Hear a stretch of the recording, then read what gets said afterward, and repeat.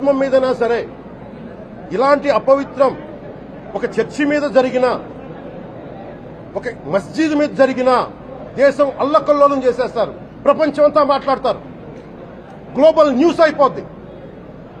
కానీ దేశంలో కోట్లాది మంది హిందువులు అపవిత్రమైతే, ఈ ప్రసాదం అపవిత్రమైతే ఒక్కరు కూడా మాట్లాడకూడదు.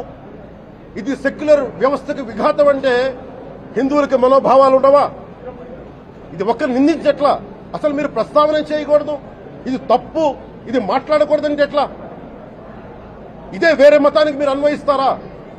నేను అన్ని మతాల్ని సమానంగా గౌరవించేవాడిని, ఇస్లాంని గౌరవించేవాడిని, క్రిస్టియానిటీని గౌరవించేవాళ్ళం. మేమందరం సనాతన ధర్మం అని మొత్తుకుంటున్నాం. దేనికి సనాతన ధర్మం అంటే? సనాతన ధర్మానికి ఒకరు ప్రారంభించింది కాదు. ఇది ఒక వ్యక్తో ఒక కూర్చోబెట్టి